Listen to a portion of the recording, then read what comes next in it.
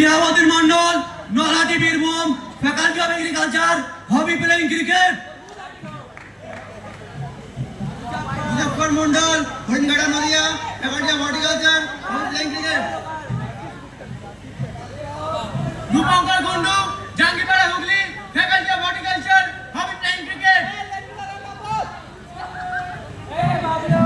Arka Kole, Kannara Bankura, faculty of agriculture, hobby playing cricket.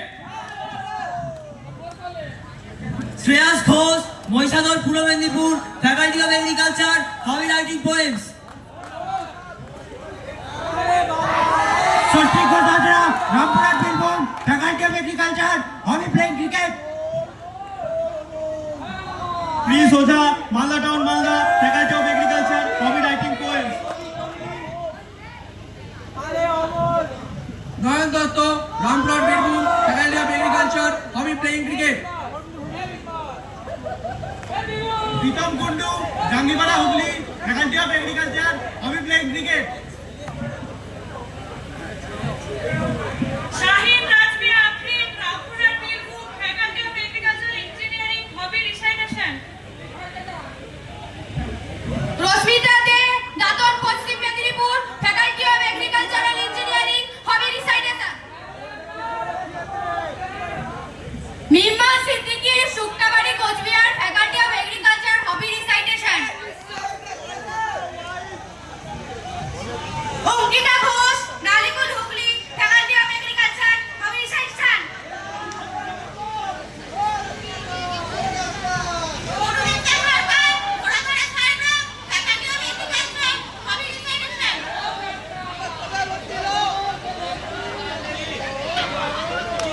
Arifa Khatun, Sonatala, Malda, faculty of horticulture, hobby recitation. Tamanna Sultana, Khandaghosh, Purba Bardhaman, faculty of agriculture, hobby recitation. Swastika Mondal, Bardhaman town, Purba Bardhaman, faculty of horticulture, hobby recitation. Jagriti Mondal, Satighat, Bankura, faculty of agriculture, hobby recitation. নমস্কার, শুভ সন্ধ্যা। আমরা নিদ্রার আলো এবং আজ আমাদের দ্বারা পরিবেশিত নাটক মৃগতৃষ্ণ। নিদ্রার কোনো আলো হয় না, তবে নিদ্রায় নিদ্রিত মানুষের অবচেতন মনে দেখা স্বপ্ন হয় আলোকময়। অনেক সময় সেই আলোকোজ্জ্বল স্বপ্ন বিদ্যুতের ঝলকানি নেয় বাস্তব রূপ ধারণ করে, আবার কখনো বা তা অধরা স্বপ্নের মরিচিকার নেই স্বপ্ন হয়েই রয়ে যায়। আজ আমরা সেই অধরা স্বপ্নের সুপ্ত কান্না ফুটিয়ে তোলার চেষ্টা করব আমাদের নাটক মৃগতৃষ্ণার মাধ্যমে।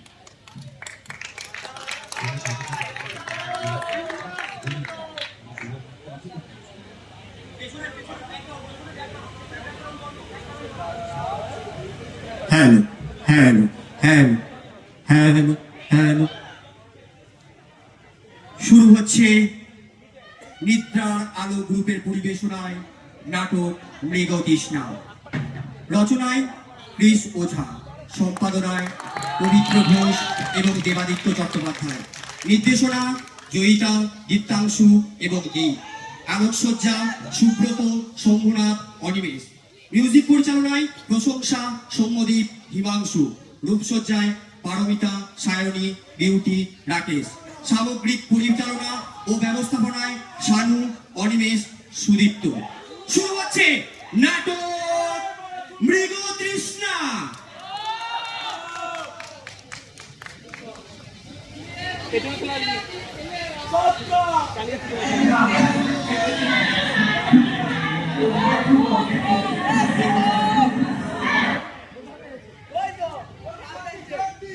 Good morning, students. Good morning, ma'am. Sit down. Thank you, ma'am.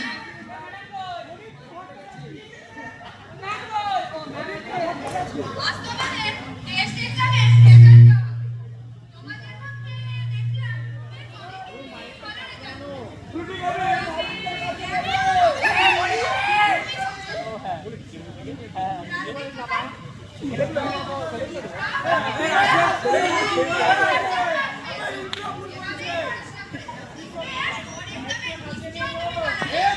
Thank you, ma'am.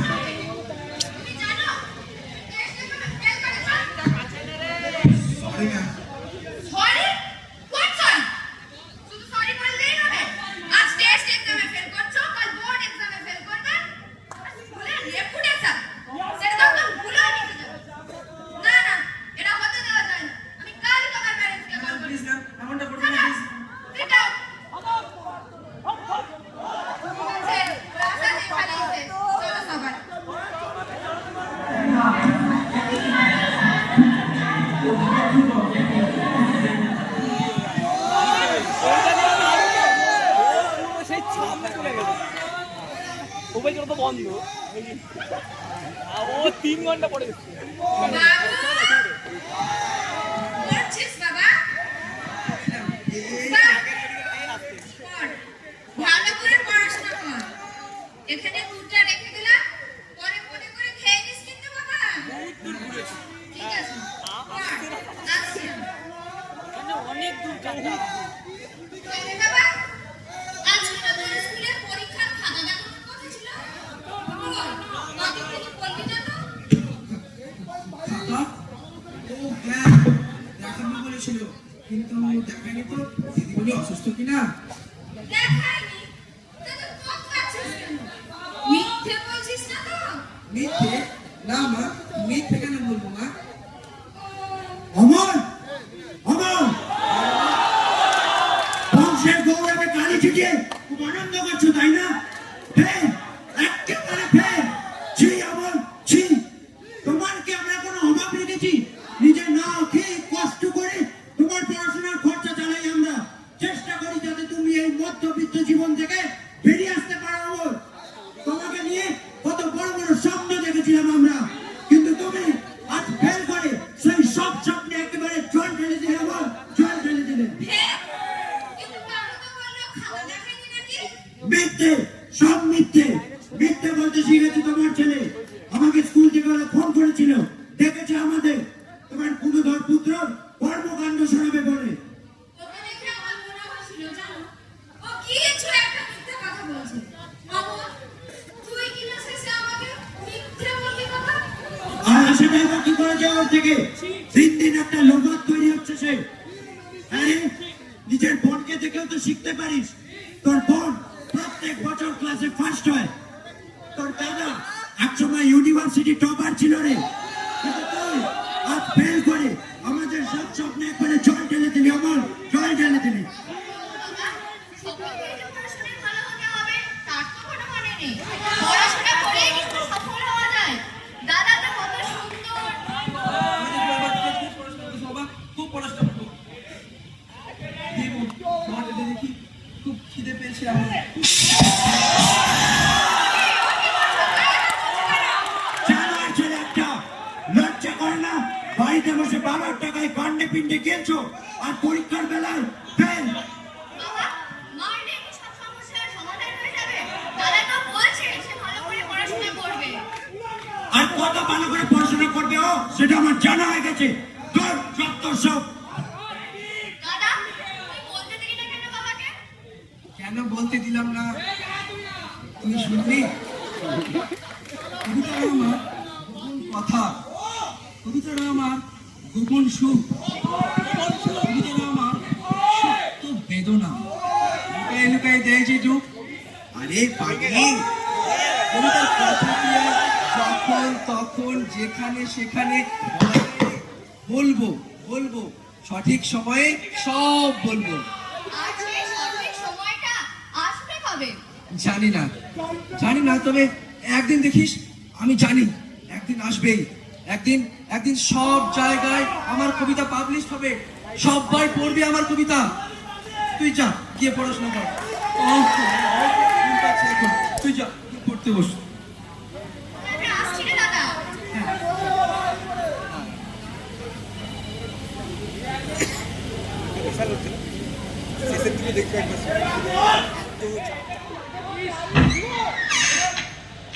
Sir আসবো স্যার?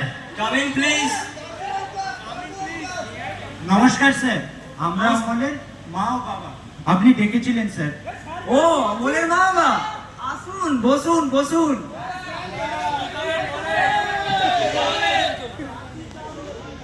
তা ছেলের রেজাল্টটা দেখেছেন নিশ্চয়ই? হ্যাঁ স্যার, শুনেছি। বাহ, বেশ। জানেন মিস্টার দত্ত, আপনার ছেলে আমাদের স্কুলে একটা রেকর্ড তৈরি করেছে। শুনেছেন সেই খবরটা? না স্যার, শুনিনি। শোনেননি নিশ্চয়ই। অতি বিরল সেই রেকর্ড। শুনুন না, আপনার ছেলের মুখেই শুনুন। Amal, please tell them.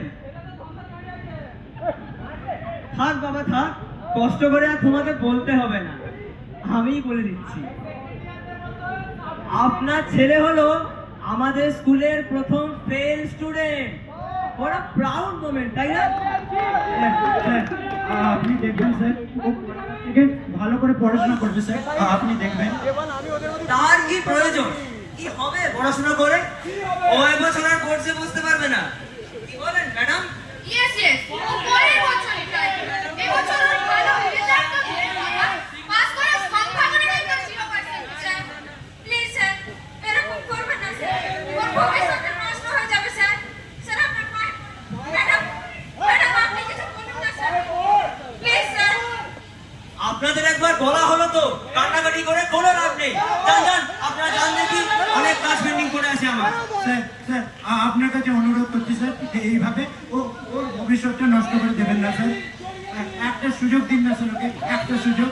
ও আপনাকে পরের বার ভালো রেজাল্ট করে দেখাবে স্যার, একটা সুযোগ দিন স্যার। ওর ভবিষ্যৎ আমরা নষ্ট করছি? ছেলে আপনার এক্সামে ফেল করবে, তার দায় কি আমাদের? ছেলে বাড়িতে পড়াশোনা করবে না, তার দায় আমাদের? আপনারা বাড়িতে বসে কি করেন? ছেলে কি করছে দেখতে পান না? না স্যার, না, আপনাদের কোনো দায় নেই, কোনো দোষ নেই স্যার। সব দায়, সব দোষ আমার স্যার, আমার। কিন্তু তার শাস্তি আমার ছেলেটাকে এইভাবে দেবেন না স্যার। ওকে একটা সুযোগ দিন স্যার, একটা সুযোগ।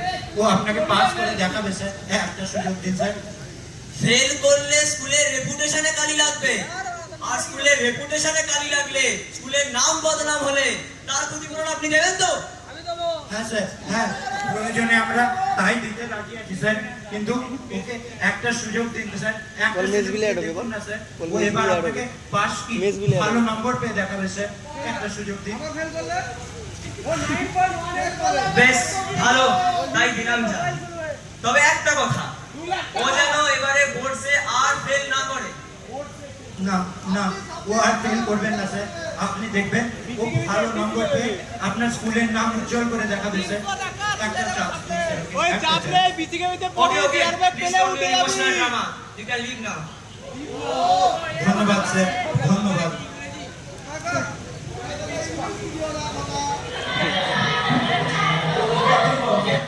Morning students.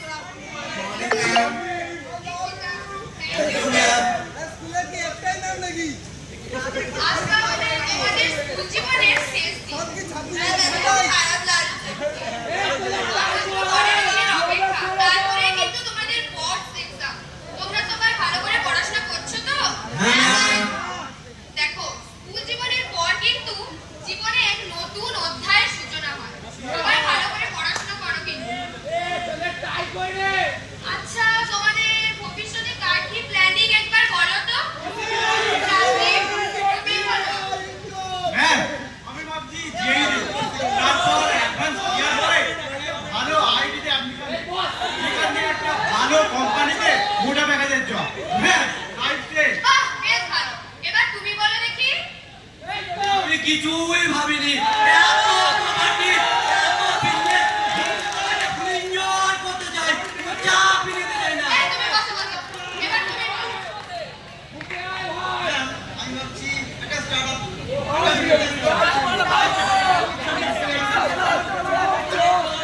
আর তোমাদের? ম্যাম, আমার তো ফিজিক্সটা ভালো লাগে, তাই ভেবেছি ফিজিক্স অনার্স পড়ব।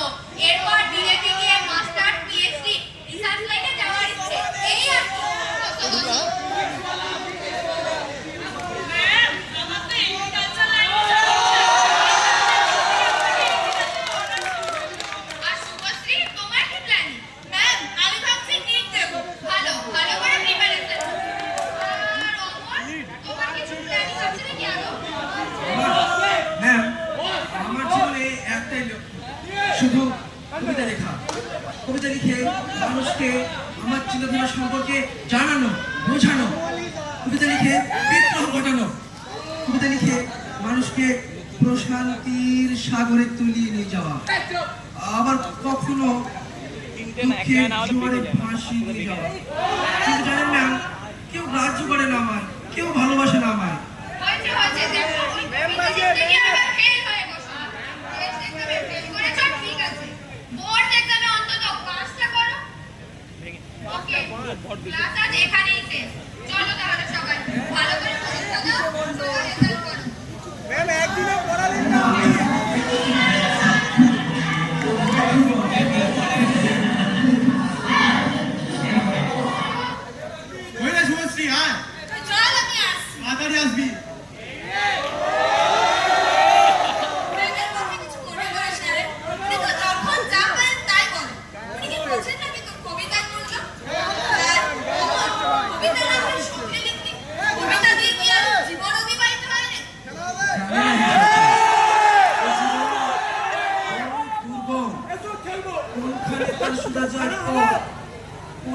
আঁকা বাঁকা জীবন যেভাবে অতিবাহিত হওয়ার ঠিক হয়ে যাবে, জীবনের প্রভাব আমি করি না।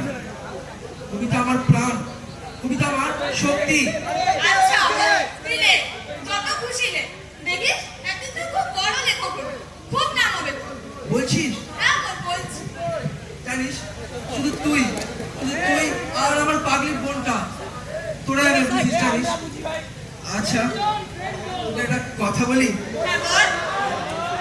মানে অনেকদিন থেকে বলবো ভাবছিলাম, কিন্তু আমি বলে ওঠার সাহস করতে পারিনি। আরে, কি আমার কথা? না বলার জন্য কোনো সাহস জোগাতে হচ্ছে? না, আসলে হয় যদি নিমেষে সব স্বপ্নের মায়াজাল ছিঁড়ে যায়, যদি নিমেষে ভেঙে যায় তাসের ঘর। ও বাবা, কেন এমন করছিস? বলে ফেল না। রাগ করবি না তো? আরে না রে বাবা। দেখ, কথাটা আমি কবিতার মাধ্যমে বলতে পারতাম, কিন্তু কি জানিস, কবিতায় অনেক সময় মিথ্যে মায়া জড়ানো থাকে। আর আমি চাই না আজ আমাদের এই কথোপকথনের মাঝে কোনো মায়ার ছলনা আসুক।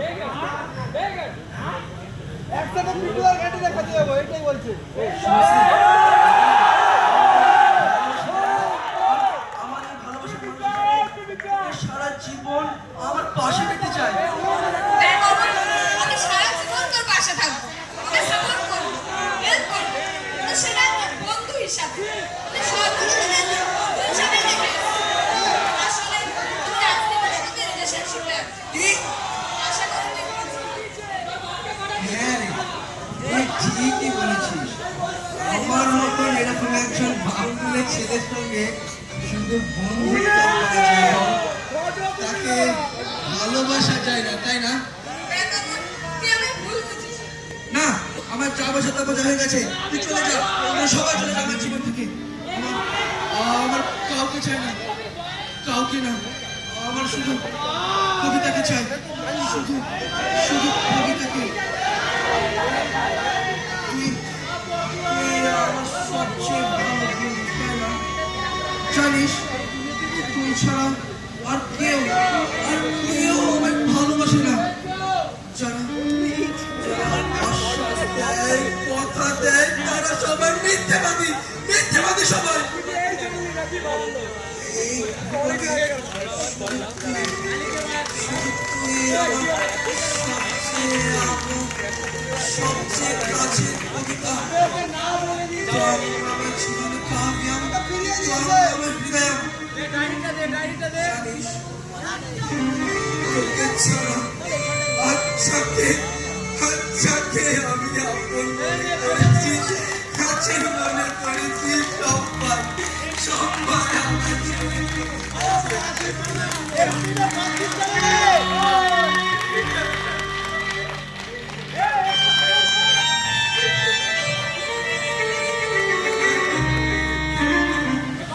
সব শেষ হয়ে গেল। আমি আবার ফেল করে গেলাম।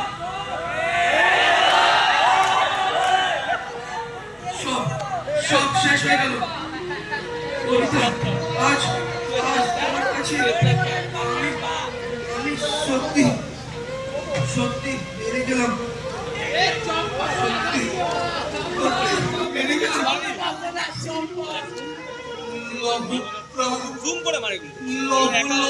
আজ মোর প্রাণ তোমার চরণ তলে দেব বলিতা।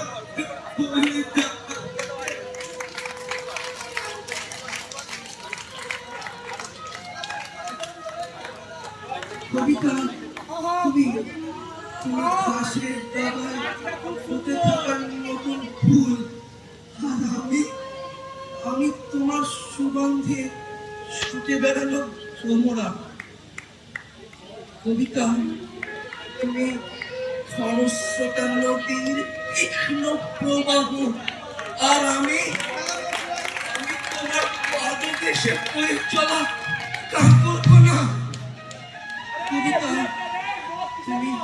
তুমি গভীর গহনে লুকিয়ে থাকা আধার, আর আমি তোমার আলোর খোঁজে বয়ে চলা শুষ্ক বাতাস। কবিতা, তুমি আমি জীবন দাসী হেমলকের আমি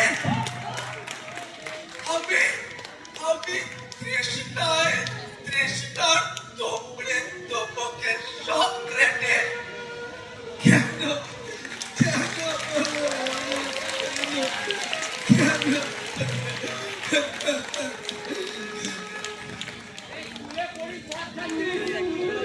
এ আধার রাত তুমি আমায় গিলে গিলে খাও আমার প্রাণের সকল কণা মিশাইল তোমার কালকেশ্বরে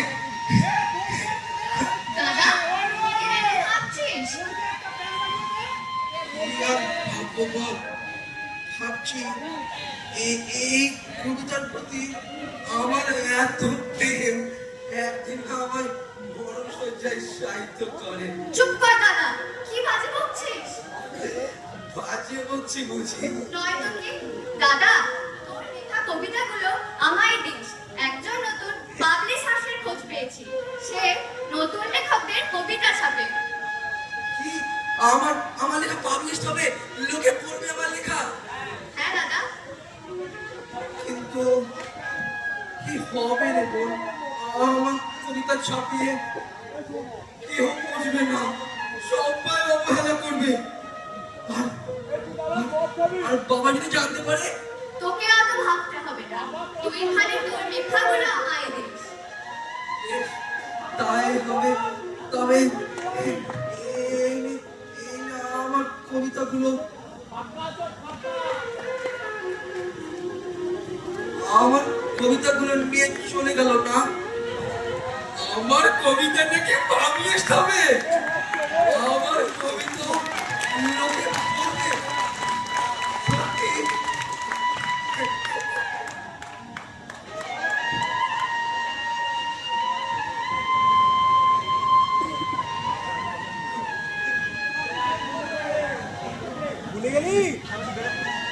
অমন অমন এসব কি করছো তুমি? এসব কবিতা হচ্ছে বাবা, কবিতা। বাবা বাবা তুমি আমার কবিতা শুনবে, বাবা তুমি শুনবে আমার কবিতা। কবিতা? ও, তবে তোর ফেলের পিছনে এই মহান জিনিসটাই তবে তাই। বাহ বাহ, দারুণ, ঠিক ধরেছ জানো বাবা, কবিতা আজ আমায় টানতে টানতে মৃত্যুপুরী তোর ঘোড়া নিয়ে এসেছে বাবা, মৃত্যুপুরী তোর। ছি অমন, ছি, তুমি ফেল করেছো অমন, ফেল। আমার মান সম্মান সব ধুলোয় মিশে গেছে অমন। আমার আর সমাজে মুখ দেখানোর কোনো জায়গা নাই অমন। তোমার কি এইটুকু লজ্জা বোধ নাই? লজ্জা লজ্জা, বাবা বাবা তুই কেন করলে বাবা আমার সাথে এমনটা? কেন বাবা, কেন তুমি কেন আমার এই পড়াশোনা শৃঙ্খলে আবদ্ধ করলে বাবা? কেন কেন বাবা, কেন? আমার মন কোথা আছে কে জানে, কোন অচেনা দেশে পিঞ্জিরা দিয়ে বাঁধিয়া রাখিলে এই চরাচর শেষে। কেন বাবা, কেন কেন বাবা? বেদনার তরে কবিতারা আমার হাই দিল প্রাণের আহুতি, গোপন কথা পারলো না বলতে, করেছিল তারা আহুতি, তারা আহুতি করেছিল বাবা, করেছিল বাবা।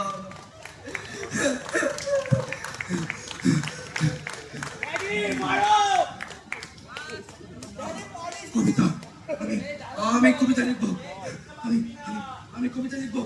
ছাড়ো এটা আমার, ছাড়ো। মদ খাচ্ছ তুমি? দিয়েছি তোমার এই শিক্ষা। বেয়াদব ছেলে জন্মেছে একটা ঘরে, বেয়াদব। দাদা, হায় ভগবান, এই কি হয়ে গেল? দাদা, দাদা, কথা বলো দাদা। মা, ও মা, দেখো না, দাদা কথা বলছে না। কি হয়েছে বাবা তোর? অমর, ওটা বাবা, অমর, কি হয়েছে বাবা তোর? ওটা, অমর, কি দাদা, পুলিশ ডাক্তার, অমর,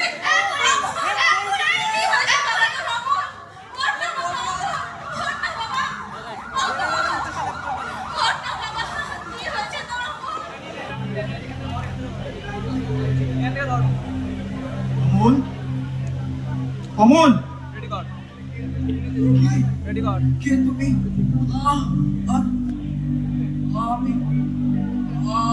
আমি কোথায়? ভয়ের কিছু নেই অমল, আমি তোমার বন্ধু। তুমি এখন হসপিটালে রয়েছো। বন্ধু? তুমি সত্যি আমার বন্ধু? হ্যাঁ হ্যাঁ অমল, আমি সত্যিকারের বন্ধু। কিন্তু তুমি এখানে এলে কি করে? অমল, আমি এই পৃথিবীর সব জায়গায় যেতে পারি, তাই এখানে আসতে আমার কোনো বাধা হয় না। বন্ধু, আমি খুব কষ্টে আছি জানো। জানি অমল, জানি বলেই তো আজ এসেছি। আচ্ছা অমল, আচ্ছা আমায় একটা কবিতা শোনাবে? কবিতা? কিন্তু কবিতার খাতাটা ছিঁড়ে দিয়েছে বাবা। তাতে কি হয়েছে অমল, তুমি আমার সাথে বলো। এই মিথ্যে মানব তোমার মিথ্যে সুরে বদল হয়েছ প্রাণ। তবে বাজারে আজ নব নব গান, নব নব সুরে আজ উদ্ধার করো প্রাণ। উদ্ধার করো সোনার আলো, উদ্ধার করো বিদ্রোহ, উদ্ধার করো ছোট্ট শিশুটি। না, শিশু তো নয়, সে পুত্র, সে জানিস অমল, এই পৃথিবী মিথ্যে মায়া দিয়ে সাজানো। মিথ্যে মানব, মিথ্যে সমাজ, আর সেই মিথ্যে সমাজের মাঝে লোলুপ স্বার্থ সিদ্ধিকারী আমাদের মন। তুই চল আমার সাথে, মিথ্যে জগৎ ছেড়ে আমরা সত্যের দেশে গমন করি। চল অমল, চল।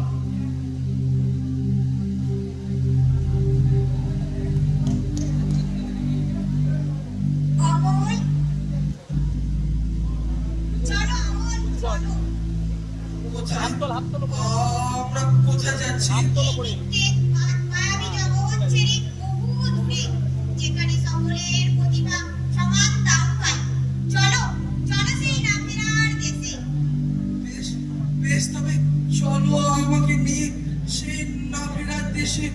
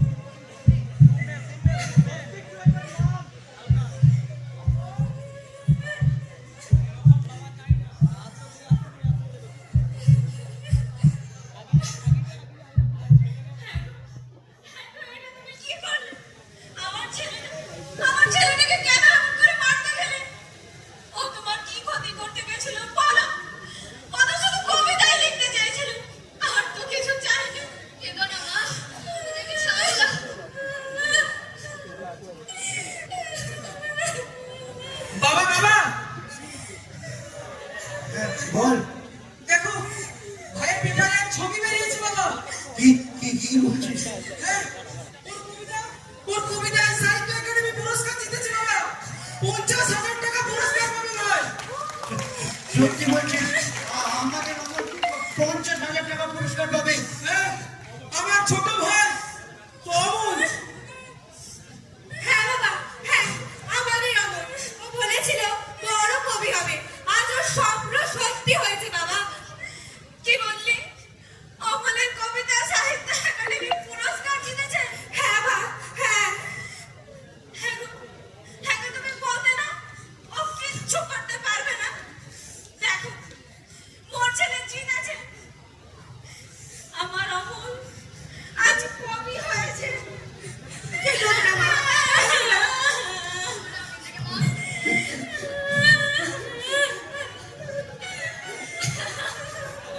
বাবা, ডাক্তারবাবু এসেছে। কোথায়? ডাক্তারবাবু, আমার ছেলে এখন কেমন আছে ডাক্তারবাবু? বলুন না। ডাক্তারবাবু, আমার অমল এখন কেমন আছে ডাক্তারবাবু?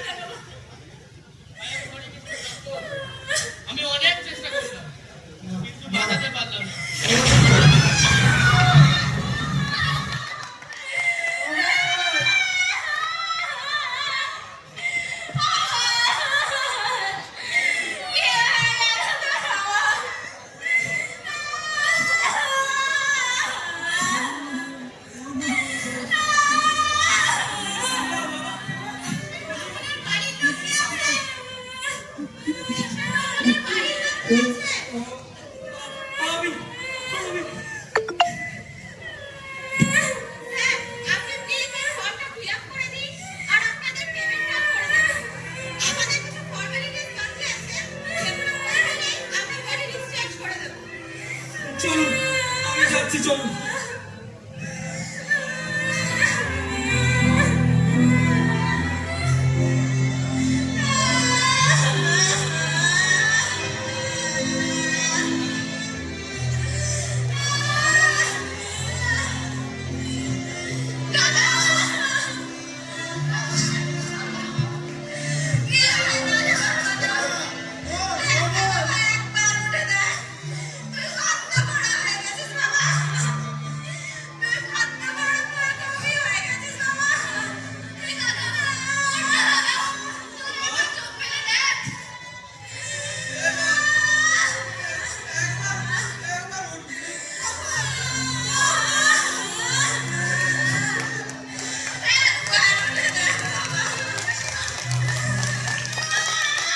অমলকান্তি আমার বন্ধু।